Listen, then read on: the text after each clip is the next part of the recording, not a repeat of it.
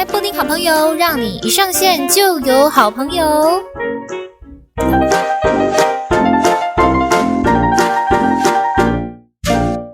来到布丁好朋友，让你一上线就有好朋友。大家好，大家好，我是你们的好朋友，我是布丁。好，来，今天布丁的好朋友是谁呢？Oh my god， 这个好朋友我真的是感动落泪，他可以来到我们这边来受访，这样。他是谁呢？他是一个非常漂亮又有气质的医生。我们之前其实有在工作上面的时候有访问过，那现在呢，他来到了布丁好朋友，一定要好好的来问他一下有关于他的专业。这是谁呢？他是耳鼻喉科最美丽的医师许英杰医师。嗨，许医师你好。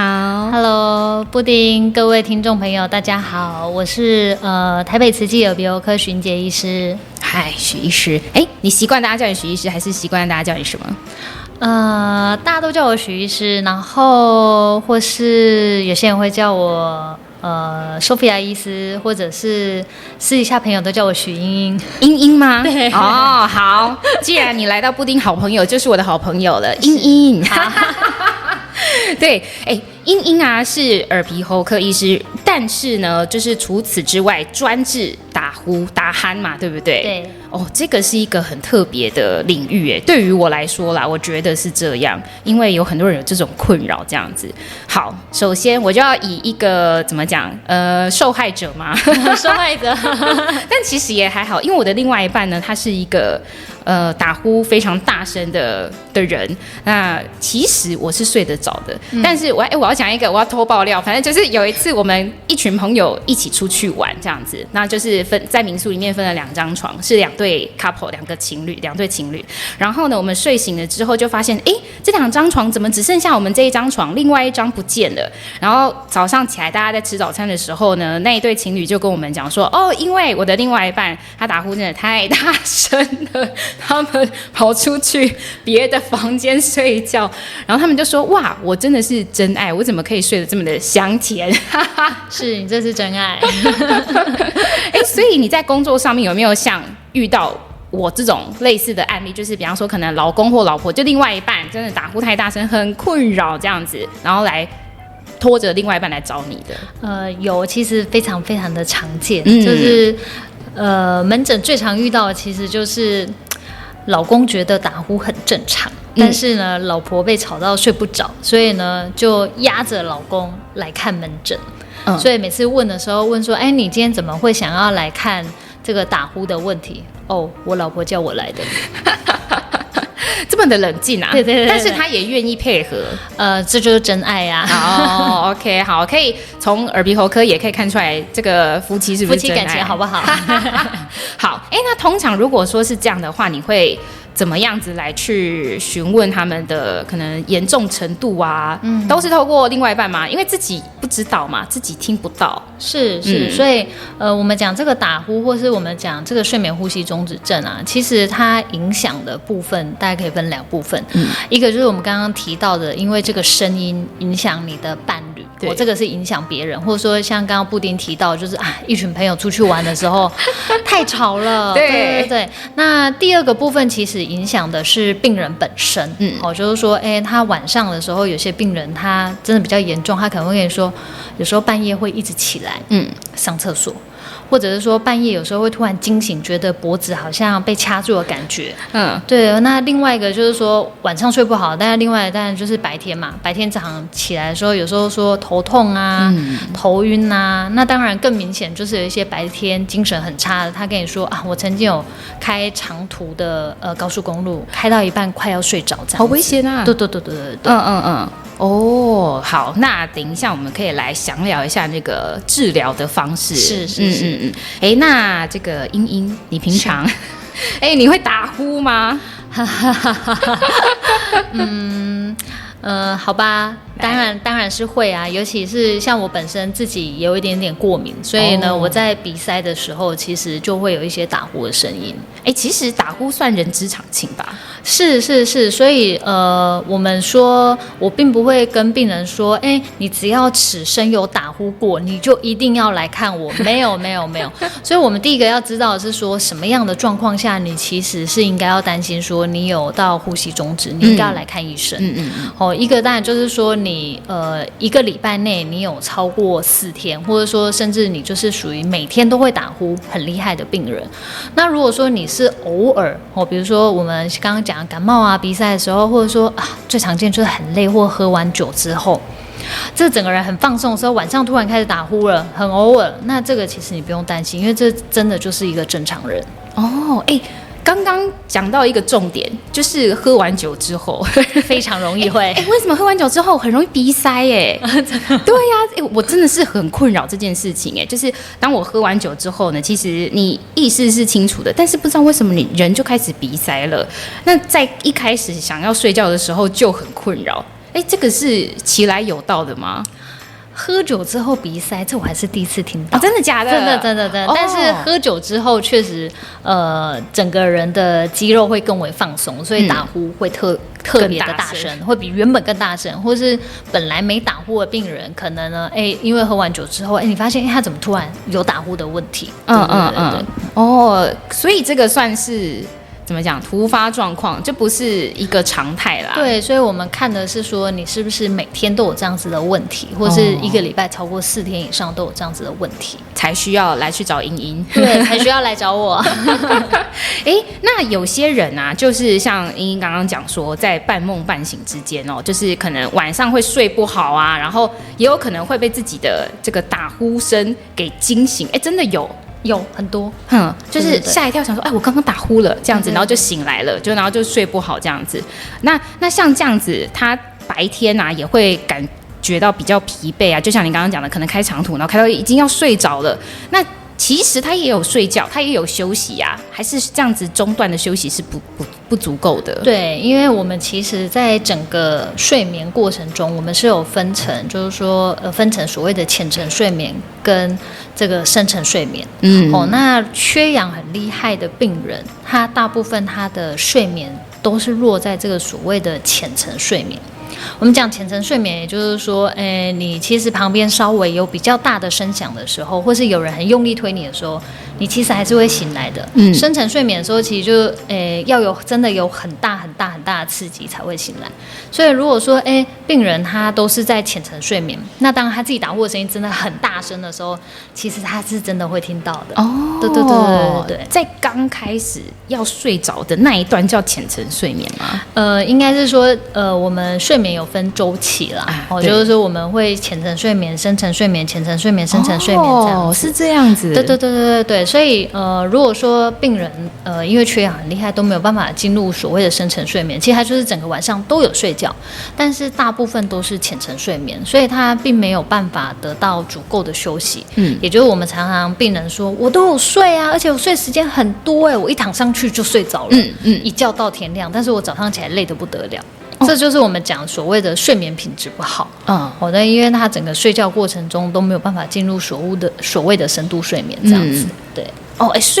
睡眠品质这件事情非常重要是因为如果你睡一个不好的话，你整个白天就不要说白天了，连轮班的人，就是不管他在工作的时候精神不济，那他做的很多的决定都会是错误的。是那睡觉其实有一个很大的关键，就是跟床啊跟枕头有关系。这个时候呢，我们没有要业配对，只是呢，因为有真的非常多怎么讲洗脑式的那种广告，会跟你讲说，哇，你选了一个好枕头你的怎么样，这个脖子的什么幅度有调整好的话，你就不会打呼了，然后可以让你得到真正的放松，让你进入到深层睡眠。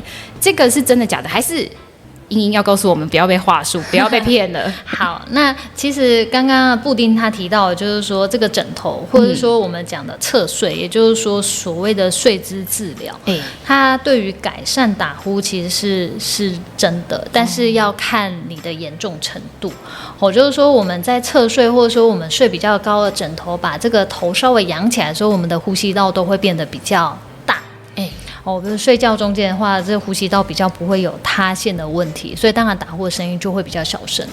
但是如果你的严重度是很严重的，就是说假设你来做睡眠检查，看起来你是重度的病人，我们在临床上遇到就是说他不管是平躺还是侧睡，或是他用了止鼾枕，他配偶来叙述的就是说状况一样，打呼声音一样都非常非常的大声。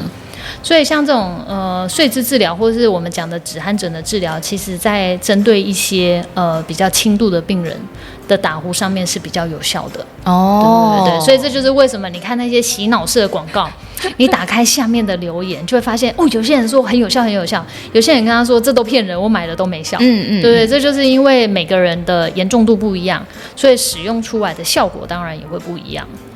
严重程度就是要请英来判断嘛，对不对？是，我们会建议就是说，患者就是说，如果你担心自己有呼吸中止症，那我们会建议你可以做一个所谓的睡眠检查，就是说我们会到医院的睡眠中心睡一个晚上。真的对，这么有趣啊！睡一个晚上，身上要贴片吗？会贴很多贴片。那怎么睡得着啊？其实还是睡得着，但是当然会有一些患者他是属于很敏感的，他可能平常稍微换个床，那就睡不着。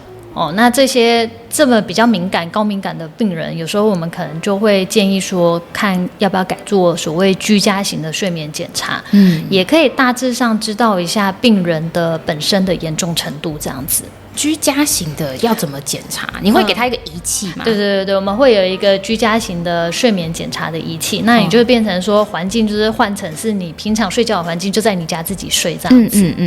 对，只是说它的准确度来说，当然就没有这个在医院做的睡眠检查来的这么的精准。一个晚上的数据就可以检查出来哦。对，好神奇哦。那检查出来之后，你看到它的严重程度，就要开始进行治疗了嘛？好，治疗的方式呢，我们这个现在有一点像是这个网络迷思要来去破除，因为我真的有看过，而且我的另外一半他去咨询的时候，真的医师也是跟他讲说有切舌根，然后还有这个可能鼻中隔的弯曲矫正，这个我觉得还好，因为这个算比较常见一点的，然后或者是一些可能鼻息肉要切除什么之类的，但我觉得切舌根也太像在地狱了吧？他是要拔舌头吗？然后有很多的案例，可能不好的传千里啦，就是说切完舌根之后，他讲话的后续的那个复健啊，就变得很困难，他没有办法像最初时一样讲话讲得这么的流畅，或者是这么的字正腔圆。这个是真的吗？应该是说，刚刚布丁提到这个切舌根的部分，其实因为有些患者他的结构上，我们讲结构上就是说他这个舌头非常的大。所以当然他舌头很大的时候，就会导致他舌后的这个呼吸道的空间比较小嘛。所以呢，这个切舌根的概念其实就是把这个舌头的体积缩小。对，那舌头的体积缩小，其实像布丁刚刚提到说，开完刀之后啊，这个讲话不流畅啊，或者说，有些人说吞东西变得比较困难，其实这相对来说是非常非常非常少见的。对，其实是少数就对了，非常少数。对。那其他的矫正不能说矫正啊，其他的治疗方式呢？比方说可能鼻中隔弯曲啊，然后鼻息肉等等之类的，这些其实都是真的有帮助的。对，就是其实像布丁刚刚提到这个下鼻甲肥厚啊，或者说矫正鼻中隔的部分，这个其实都算是呼吸中止症其实最一线最简单的治疗方式。但是呢，其实应该是要看患者。就是说每个病人都是一个不同的个体，有些病人非常非常适合做手术，有些病人其实做手术的效果没那么好。所以如果说我们临床上看到这个鼻子超窄，鼻中隔很弯，扁桃腺很大，2颗扁桃腺都揪在一起了，这个我就会很强烈的建议病人做手术，其实达到的效果是最好的。那我们有看到有一些病人就是说他鼻子其实也蛮通的，扁桃腺非常非常的小，可他很胖他可能 BMI 算起来40，这种病人做手术，其实效果相对来说就会没这么好。所以为什么大家在搜寻这个呼吸中止症治疗的时候会很疑惑？就是说，怎么第一个是治疗的方式这么多？我上网 Google 一下，可能就有10种治疗方式，每一个都有人说很有效，也很多人都说没效。那我到底要哪一个？所以其实还是要看本身结构上的评估来决定说什么样的方式对你来说是最好的。还是要来去看许医师啊，来去找我们家莹莹。这真是业配。对，没错，这整集的业配贯穿全文。了解，原来是这样。因为像我就说我另外一半他去问医生的时候，他就很强烈的跟他讲说，如果可以的话，他希望他可以去做那个鼻中隔弯曲的这个手术。可能他觉得他鼻子里面歪歪的吧，我也不晓得。只不过说他术后还是需要保养的时间，对不对？就可能没有办法那么快去上班。鼻中隔的手术，应该是这样说，就是说在治疗打呼这个部分啊，其实最简单的要降低打呼的声音，其实能够用鼻子好好呼吸，打呼的声音就会降低。为什么？因为我们鼻塞的时候，嘴巴当然就会打开嘛，对，我们就用嘴巴呼吸。用嘴巴呼吸的时候，这个舌头就很容易会往后倒，所以舌头后的空间就会呼吸道就会变小，所以就很容易会有打呼的声音。所以像有些人他之前会说什么啊，我把嘴巴贴起来，就打呼声音就变小声了，这样睡得着？我是一个困惑。有些人睡可以，有些人睡得着。对，所以如果说像布丁的伴侣，如果假设鼻中隔真的很明显有弯曲，导致他长期鼻塞，那确实这一类的病人做完鼻中隔矫正手术之后，打呼的声音预计会变小声，但没有保证说一定会到一辈子都没有这样。对，很难保证说会到完全没有声音这样子。因为有些人如果他本来就很严重，你只处理鼻子的部分，打呼的声音会变小，但还是有些打呼的声音啊，是那种一开始可能它还有一点规律，你就还可以睡着，然后到最后它可能已经快要吸不到呼吸，就是吸不到那个空气，然后它就这样咣咣咣咣很大声这样子。是，这个应该很常见吧？对不对？对，所以规律的打呼反而比较像是正常鼻息呼吸的声音。那如果说像我示范一下，假设说病人是这样，然后呢突然很大声，然后完全不呼吸，这种其实就是要强烈的怀疑说啊，这是有缺氧。对，所以不规律的打呼声音，其实相对来说其实是要比较担心的。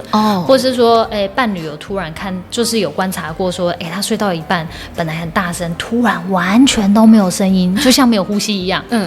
这段没有呼吸，完全没有打鼾的声音的时候，其实就是缺氧的时候。他都没有呼吸到，他真的没呼吸，他是真的没有呼吸。对，老天爷啊，大家请好好爱护你的另外一半。但是那个什么，在睡觉的时候，你很难，你也入睡了，你其实也很难观察到你的另外一半，一定是中间有突发状况，你才会意识到说啊，他有一些不一样的。是，没错，对。所以有时候伴侣其实他不见得可以观察到这个睡觉中间真的缺氧的情形。对，这个是有些伴侣，比如说他们睡觉时间不同步比如说老公都很早就睡了，然后老婆比较晚睡，老婆进房的时候才会发现说他真的有不呼吸的时候。对，所以这个还要看夫妻共同进房的时间，才有办法观察到这些症状。了解。那许医师，我有一个问题想要问你，因为呢，搜寻了非常多打呼的一些治疗方式之后，你自然就会被大数据投放一些广告。是，然后我就被一个广告打到，我就很好奇这个东西试用要5000块这个是一个，我看它是一个小小的仪器，然后那个仪器呢，它好像有接了一个管子，要让你是可以接到嘴巴里面的，睡觉的时候使用。那它是什么样的一个原理呢？就是让你睡觉的时候，它会送氧气给你，就等于是说，你呢接收到氧气之后，你就比较不会打呼了。这样好像是你可以正常呼吸，你就比较不会打呼。有这件事吗？应该是说要借由这种我们讲的穿戴式的，其实市面上应该就2种，一个就是我们讲的正压因为我们要知道这个呼吸中止症其实就是呼吸道关起来了嘛，所以我们戴的这个面罩会提供一个压力把这个塌陷的呼吸道打开，这是其中一个。那第二类的是我们讲的负压，负压是从嘴巴。所以它会把舌头往前吸，所以我们刚刚有说嘛，就是这个舌头如果后倒，对，舌头后的呼吸道空间就会比较小，所以它这个是利用把舌头往前吸，打开呼吸道。所以如果说你没有做到这个打开呼吸道的作用，你只是给氧气，其实是不太能改善这个打呼的问题。对，是哦，好险，没有给他试用，因为试用也要5000块。对呀，老天爷啊！后来嘎仔耶，谢谢英英，帮我省了5000块。真的好，那接下来就是想要来问一下，因为刚刚有讲到治疗打呼的方式，就是很多都是要动到刀都要动手术。那如果说不想要动手术的话，有没有什么样的方式是可以自己来帮助自己缓解打呼这件事呢？好，那就是说我们刚刚前面有提到嘛，这个所谓的睡姿治疗，对，所以像侧睡，就是侧睡其实也可以达到改善打呼的声音，会让打呼的声音变比较小声。那第二个的话就是说大家一辈子的功课就是这个体重的控制。对，所以胖胖的人比较会打呼吗？是我们其实胖的人比较容易打呼，但瘦的人也有可能会打呼，所以如果说你身边的伴侣，其实你发现说他以前不打呼，但是他这几年因为 COVID 都不能运动，所以体重变多了，打呼声音突然变大声了，都是 COVID 的错。对，你就知道了，就是说这个降低体重、控制体重，其实可以改善打呼。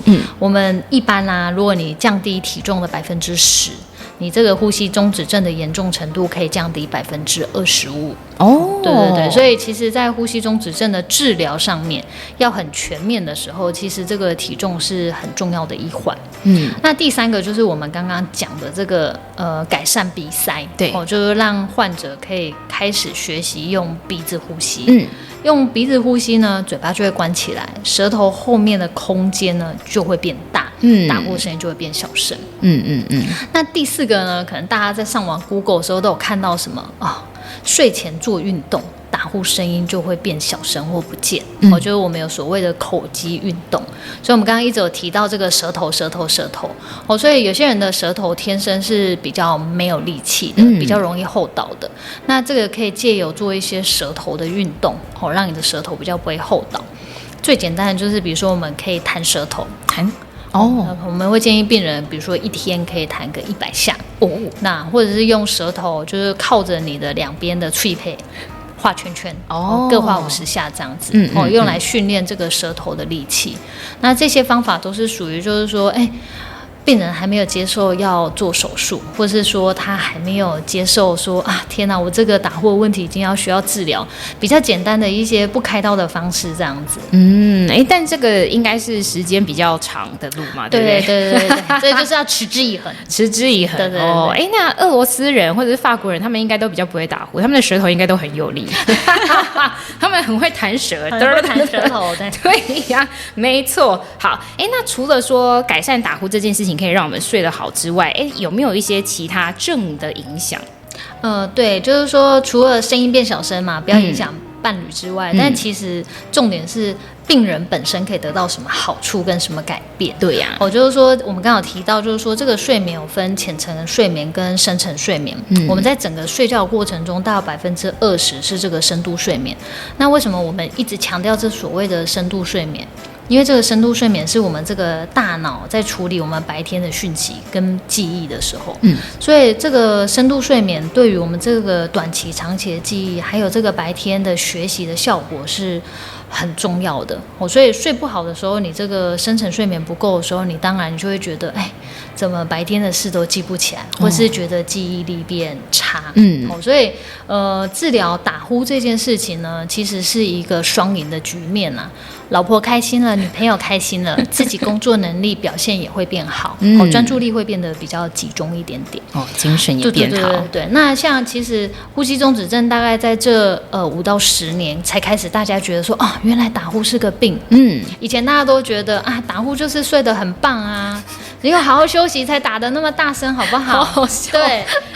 但是其实大家这几年的研究慢慢显示说，其实你这个缺氧，睡觉中间缺氧，其实跟很多慢性疾病是有关联的，包括我们讲的这个高血压，糖尿病。那还有一些心血管疾病，跟这个最近很多人在讨论这个话题，这个失智阿兹海默症，是有关系的。所以治疗这个正视自己打呼的问题跟缺氧的问题，其实是可以改善自己将来的健康的。了解，非常重要哎，就是每一天呢都要从小细节把它做好，就是把每一步都做好，每一天晚上的觉都给他睡好，你之后就会很健康。是啊，睡眠其实非常的重要，不只是呼吸中止症，其实临床上或在这个社会上，也有很多病人是不是呼吸中止症，那还有所谓的睡眠障碍，也就是说或者是失眠啊，或是因为焦虑，所以他睡眠时间很短。但是各位听众要记得，就是说，其实我们人的一辈子有1/3都是在睡觉的时候，所以你就知道这睡觉时间到底有多重要的。睡得好，其实对于整体的健康是有非常多的正面的帮助。你这1/3睡得好，接下来的2/3你要不好也很难都可以成为人生胜利组了。真的好，要财富自由也可以先从睡得好开始，开始许愿。好，那许医师啊，就我们家的茵茵除了治疗打呼之外，我看啊，我爬文，你还可以治走音这是一个什么样的方式啊？就是其实我们耳鼻喉科有分成，如果你把它分成很多个项目，就会有些医生专门看耳朵，有些医生看鼻科，有些医生看喉科。那这个睡眠呼吸中止症跟这个嗓音的问题都是归类在喉科里面。所以当然许医师他我临床上还有在处理一些这个声音沙哑的病情。对，那像布丁这样子常常要讲话的那录 podcast 的，这个其实就是一个比较容易会有声音问题的职业。真的我很困扰，因为老实说我到现在就是没有确诊的，可是我觉得我应该有确诊过，只不过病毒量不够让我得到2条线。是，就是我已经觉得我各种症状都很像了，但是我在验的时候就是还是不是2条线这样子。那我在今年的年初的时候，就是生了一场大病。那一场大病就让我的嗓子我觉得我是整个倒嗓，我必须要用丹田的力气讲话才可以有正常的声音。那一段时间我真的很痛苦，比方说我要过音，我要出去访问，或者是那个时候拍摄又很多，我在录音的时候我是自己没有办法控制的闭嘴，我好难过，我以为我这辈子就要这样嘞。请问一下，我们家茵茵要怎么样子可以保护我的喉咙呢？是，对，所以我们病人第一个常问是，他大概声音多久没有好，就要看一下医生检查一下。一般来说，我们大概是建议2到3周。如果你的声音完全都没有改善，还是非常的哑，你就应该要做一个内视镜的检查，检查一下你的声带到底出了什么问题，是发炎啊、水肿啊、长茧啊，或是有一些老烟枪可能是长不好的东西。癌吗？对，我们也有可能临床上其实还是会遇到一些我们讲的喉癌或是声带的白斑，这些都是比较偏不好的变化这样子。对，那刚刚布丁有提到这个所谓声音的保养，我们这个声带其实就是我们身体的其中一个器官。那你说运动员对他来说最重要的是什么？休息嘛，他这个使用过后要休息。所以这个声带最重要的就是你要给它足够的休息时间。你千万不要说你现在声带发炎了，声音很不好，硬讲，一直操它都不给它休息，它真的就很容易声带上会出一些状况。有时候发炎过后很容易硬讲话，有时候可能会出现一些息肉。对，所以我们常见的就是感冒的时候声音不好，但是硬讲话了，但是后来感冒症状都好了，但是声音还没有好，才来看医生，就发现声带上面有长了小小的息肉，所以声音才都不好。我们的声带是跟听力一样受损，没有办法复原的吗？应该是说看它受到的伤害的程度。因为我们各位听众可能都有过经验，就是说，有时候感冒的时候突然就完全没有声音了。对，对，但是这个完全没有声音的，通常就是经过一段时间休息，可能1-2个礼拜声音就回来了。这就是我们讲的，就是一些急性的变化。但是如果说你声音上的变化，比如说已经1-2年，或者说超过半年都没有改善，那就表示你的这个变化变成是一个比较慢性的变化。这种状况常常只靠休息可能是没有办法让声音完全回来的。那怎么办？打针？对，就是说在针对一些比较小的变化，比如说我们最常见的就是声带长茧、声带息肉，或者说一些声带水肿的状况，我们是可以借由在门诊在声带上面打一点点类固醇，达到治疗的效果。所以唱歌走音也是靠打针给他打出来的吗？打到他 pitch 可以准这样子？应该说打到他声带状况比较好，就是说我们会走音啊，或是破音。一个当然是跟技巧。那另外一个当然就是跟这个声带的状况品质不好有关系。刚刚许医师有讲到这个技巧，发声的技巧嘛，对不对？因为其实我小时候呢是合唱团，所以我知道怎么样用丹田来发出声音，跟怎么样是用就是直接单纯用喉咙。对。所以当我那个时候，我觉得我疑似确诊，但还是要用比较好听的声音来录制所有的节目的时候，我都是应用丹田来讲话。但是一旦我回到我平常讲话的方式的时候，我就是会很容易闭嘴。对，而且可能讲久了喉咙会很不舒服，开始喉咙痛啊，脖子痛啊，很紧刺刺的。对，这都是蛮常见。就是说，其实我们声音闭嘴啊，或是讲话讲久持续喉咙痛，这都是身体给你的一个警讯，跟你说我很累了，让我休息。对。所以基本上其实你睡眠睡得好，你就是睡足8个小时，你整个人也有休息到，你的声带也休息到了。真的，因为睡觉的时候不会讲话。对不对？没错。所以我们今天这一集就是要告诉大家 ，OK， 晚安，大家现在可以睡觉了。好，英英，你还有没有什么话想要来对我们的听众说呢？今天很谢谢布丁邀请我来录这集 podcast 的这样子，那可以让大家对于这个呼吸中止症有更多的了解。那如果说你身边真的也有人有这个呼吸中止症，或是打呼太大声影响感情的问题，可以来找我。但感情问题不能找许医师，打呼的问题可以。对。好的，没问题。好，许医师，你要不要再跟大家讲一下你在哪里服务呢？我在台北慈济医院。好，那我会在资讯栏上面呢放上我们许医师的粉专跟 IG 他的联络方式，请到慈济医院挂他的号就好了。不能敲他说要挂他的号。好，那我们今天布丁好朋友再次感谢英英的到来，我们就下次见了。谢谢大家。好，拜拜。